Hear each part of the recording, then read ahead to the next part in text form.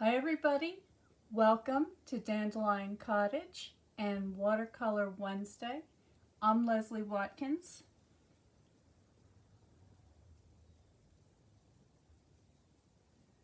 I hope everybody is well. I hope you had a nice weekend. And I'm wondering, what is the weather like where you are? I know I've got people tuning in from across the country and around the world. Today in New England, it is the most beautiful, sunny, cool autumn day. Just the sort of weather that I love. And this Saturday, in 2 days, it's going to be the autumnal equinox, meaning that the sun's going to be right over the equator, and the hours in both the day and the night will be equal. And then, of course, after that, we're going to be dipping into winter, autumn and winter. But we still have a couple of months worth of painting from things that are still green and growing outside, so I'm not rushing anything along. But today what I thought I would do is to paint some of these little apples from my apple tree. Now these are not the prettiest apples I've ever grown. This year, because we had so much rain and the weather was so hot and things were so crazy, that we did not have a very good apple crop. I know other people did have a good apple crop, but I'm not sure why I had such bad luck with mine. But anyway, I was able to find a few apples to be able to share with you today. So I'm going to be painting with my watercolors, and I'm going to be painting in my journal, my sketchbook. And I'm just going to arrange these where I can see them. You know, I've said this before, and it's worth saying again. Don't look for the most perfect specimens in your flowers or your fruits or your vegetables, whatever the case may be, because very oftentimes it's these ones that are kind of misshapen or have some scars or whatever that make the most interesting subject matter. And you may not think that as you're looking at them, but once you begin to paint them, you'll begin to realize that it allows you to create all sorts of additional interest in your picture. So don't overlook those things. So I'm just making a little arrangement here, and I'm going to go to my next blank page in my book. So here we go. And I think what I want to do is, I'm going to do a picture down here, because what the composition that I'm thinking of is to have the branch going across the top of the pages, and then have this little kind of still life of apples in this lower corner. So let me just move this over a little further so that you can see what I'm doing. Okay, and I'm just going to check my settings. I'm sorry I was a little bit late today. For some reason, my devices refused to talk to one another. I think they got into a kerfuffle overnight, and I could not get my camera to work. So everything seems to be working pretty well now, so fingers crossed it'll continue to work well. And I see Ginger. Hi, Ginger. And Maria. Hi, Maria. And she says it's nice. Oh, Maria's in Colorado, and she says it's nice there today. Hi, Kelly. Hi, Sandra.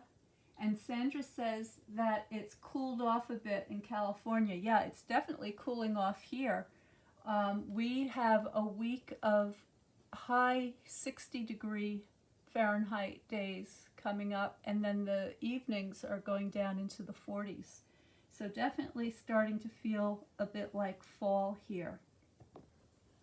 So So today I'm going to be working with watercolors, and because it's fall and I always feel like it's back to school, I've cleaned up my palette.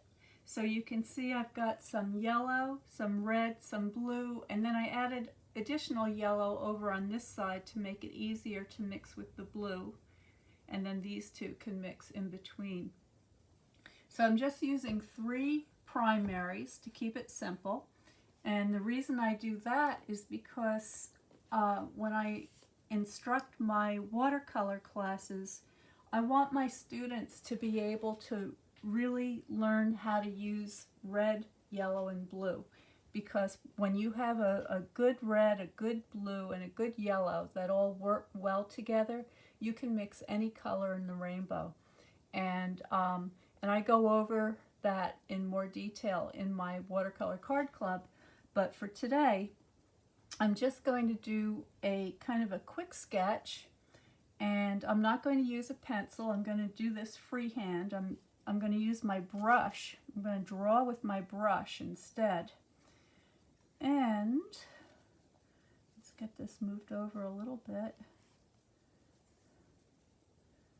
Okay, that looks pretty good. Okay, and I'm also going to be announcing a very special free event that's coming right up. And in order to get the invitation for that, you want to go, you want to go to my website at dandelioncottagedesign.com and sign up for notes, because that's how I send out all my invitations, is through notes from Dandelion Cottage. And I will include that link below after I do the live video today. So if you're not already signed up for notes, please make sure that you get on the list today, because the final invitation for the free event is going out tomorrow night, and you don't want to miss it. The event is going to be on Friday, and that is I believe that's the 22nd. Yep. And it's going to be a live Zoom lesson with Q&A, and at 7 p.m. Eastern Standard Time. It's going to be a lot of fun. There's going to be prizes. There's going to be all sorts of things going on, and special offerings. It's open to everybody. So if you have a friend, a creative friend who you think might be interested in learning how to color either their sketches in their sketchbook or maybe some stamped images, you want to let them know about it and get on that mailing list for notes from Dandelion Cottage. It's going to be great, and I'm really excited about it, so I'm looking forward to seeing you all there. So the first thing I'm going to do is I want to create just a kind of a nice neutral tone. So I'm going to take a little bit of my yellow, okay, a little bit of my blue,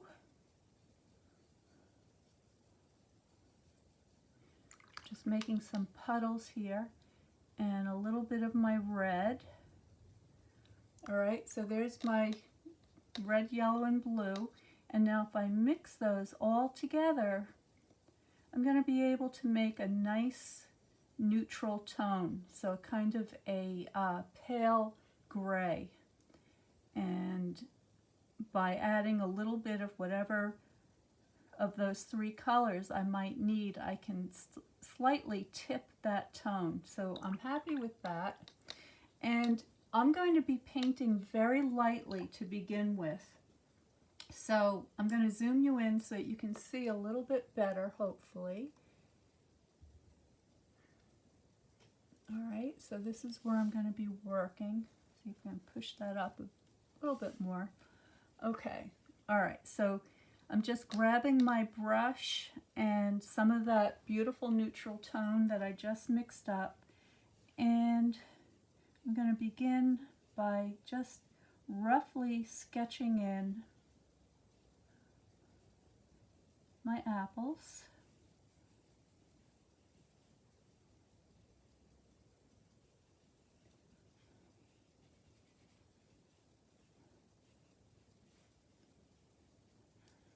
some of these leaves.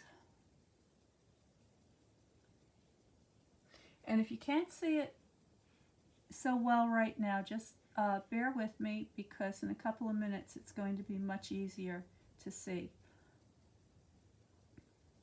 I'm working lightly like this so that if I want to make any changes, I can do that easily.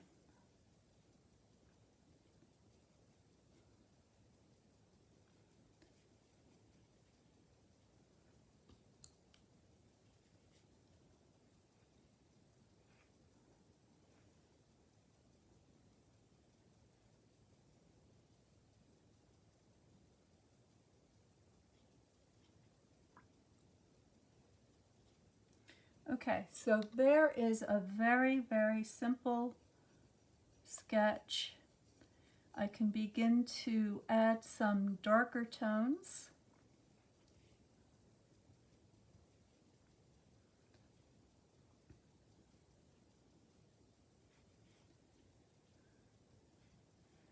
Get that started.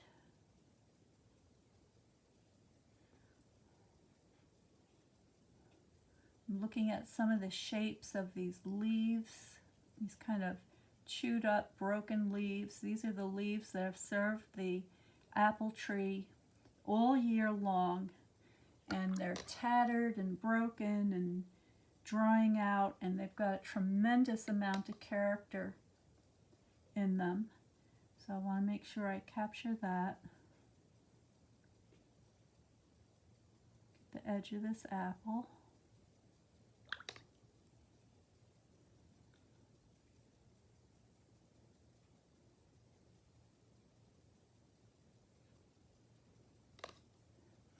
All right, now let's get a little color on there. I'm going to start with my yellow. So I've got my yellow with a touch of blue, so it's more of a greenish yellow.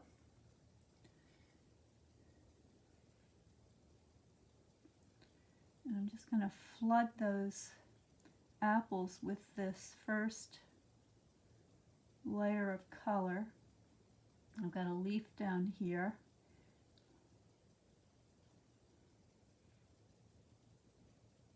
And another leaf over here. And this is not meant to be a masterpiece, okay? This is a quick study in my sketchbook, meaning that it's an exercise in helping me to become familiar with my subject matter, okay? So when you do this, don't let that inner critic begin chattering away about, oh, you know, that's not right, it's not good enough, that's whatever it may be. It doesn't matter. That's not the purpose of this exercise. The purpose of the exercise is to get into the habit of getting comfortable with your paints, with your color mixtures, with the way you're using your watercolors, and how the paint moves on the page. So all of those things are valuable, and that's the discipline of painting. So what do I mean by the discipline of painting? I mean sitting down, putting the time aside each day, just like you were having, say, piano lessons, or you know, whatever discipline it might be, because every time you put the time aside to do that, you're going to learn something new, and you're going to get better and better and better all the time. So don't be afraid, and don't judge. Just play and have fun. All right, so now you may be thinking, whoa, that doesn't look too much like apples. It's pretty abstract, it's loose, it's kind of a, I don't know, I guess the popular phrase now is something called intuitive watercolor, where you let the paint tell you what to do. Well, I'm not doing exactly that, but I am watching what the colors are doing and helping them along a little bit. And you know, the greatest painters of all of the old masters and the very good representative painters were all masters of the abstract, because that is the concept that you begin with when you're working out your composition and how your picture is going to look. You have to think about it in the bigger terms, and I go into a lot more of that kind of thinking in the Watercolor Card Club. But for today, I just want you to think about splashing around with your colors. And if you're not using watercolor, you can go ahead and you can use your watercolor pencils or your inks. You can use the ink from, if you're a paper crafter and you have re-inkers, go ahead and use those inks. They work great as watercolors. You've seen me do that a lot of times in the past. And if you're new here, check out my YouTube channel, because there are hundreds of how-to videos on my YouTube channel at Dandelion Cottage Design, and please make sure that you subscribe so that you can be notified when a new video goes up. All right, so I'm pretty happy with that right now. I've got all my colors sort of working together. And now what I'm going to do is I'm going to mix up a brown, and for that I'm going to take my red and yellow, make a kind of an orange tone, and add some of that blue violet to it, and that's going to give me a nice kind of warm brownish tone, and I can use that to begin to add some of these spots on my apples. There's a stem, and got another one over here. Okay, here's one of those little spots on the apples that helps to give it character.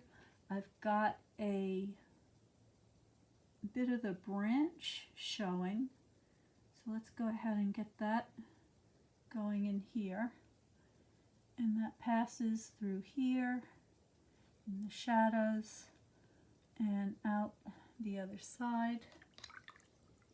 Now I'm just going to take a minute to see if anybody has any questions. Oh, Sandra says it's 86 degrees in California. Well, that is a bit warm, and she just said that things are cooling off, so I can only imagine how hot it must have been there. That's a little bit on the warm side for me. I'm not used to temperatures that are in the 90s or close to them. And then Cheryl's here, and she says it's a crisp, cool day in the Bitterroot of Montana. I love when Cheryl tunes in, because I'm always interested in knowing what's happening in Montana. I'd love to visit there sometime. So thanks for sharing that, Cheryl. And I know you just went on a camping trip, which looked really awesome. I love seeing those pictures. All right, so I'm going to keep this one kind of loose, kind of abstract, but I do want to add a little more detail. So I'm switching to a slightly smaller brush. This is a number 4. And I'm just going to sort of tighten up on my sketch here and there, not everywhere. And I'm going to put in some of these darker accents. So I'm mixing more of that kind of a warm brown color, but this time a little bit darker, leaning a little bit more to the violet. Okay, so I can add some darker accents. Now the painting is still very wet, so the color is moving, and I'm getting a beautiful, nice, soft edge, which I don't mind one bit. I'm going to, excuse me, I'm going to add a dark violet stroke in my shadow areas.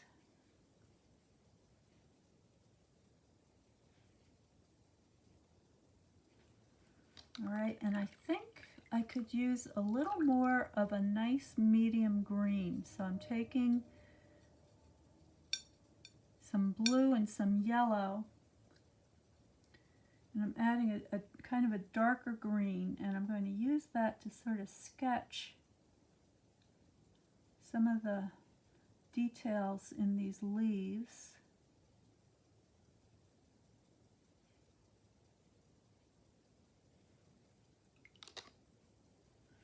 Give that a soft edge, let that fade away.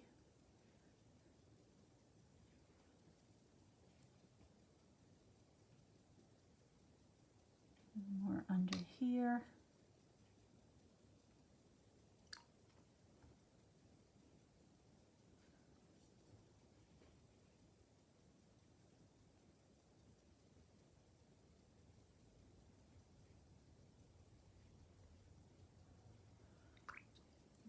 Some under here.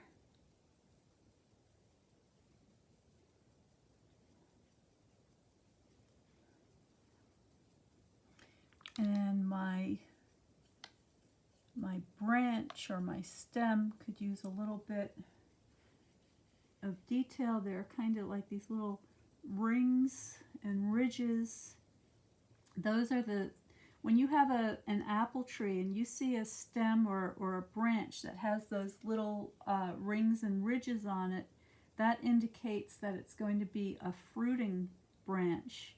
So it has the potential to produce your apples. So you want to make sure when you're doing your pruning that you're cutting it the way you want it to be to ensure the best productivity.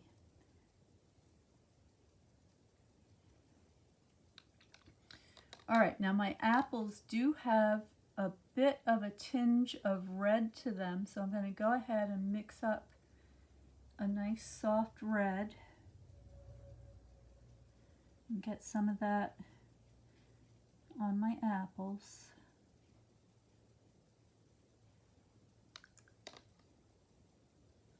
A little bit on this side.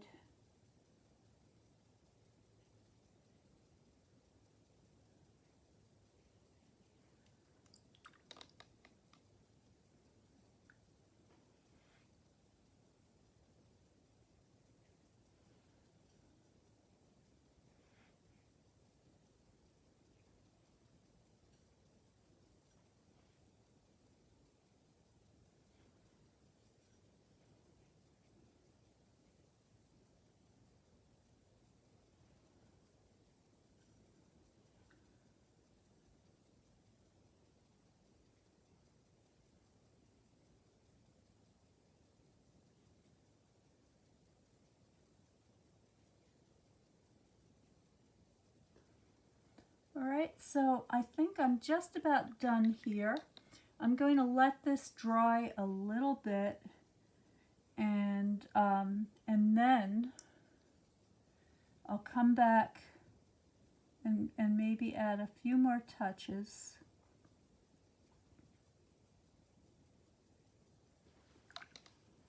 But for now, I think that gives you enough information for how you might want to get started doing a quick study in your sketchbook. And I'm just moving some of these colors around a little bit.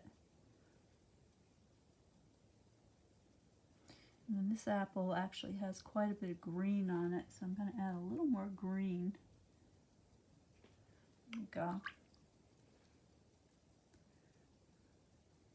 All right, anybody have any questions? Taking a minute to look at your comments, see if you have any questions. Listen, my friends, I see all these wonderful followers here who tune in with me every week, and I'm so delighted to see you here. I just want to remind you that this Zoom that's coming up Friday night is a good one. It's free. It's open to anybody. If you've got a friend that you like to craft or paint with, please share the email that I'm going to send out to you with them so that they can join us, because it's going to be a lot of fun. It's going to be a lot of information as well as prizes. So make sure that you're there.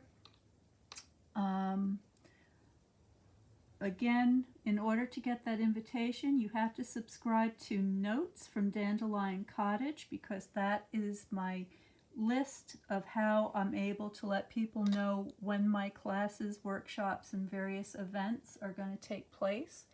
And it's also my exclusive list for very special rewards for the folks that have supported me throughout my online career. So thank you so very much. I hope you'll join me on Friday. Stay well, stay happy, stay creative, and I will see you next time.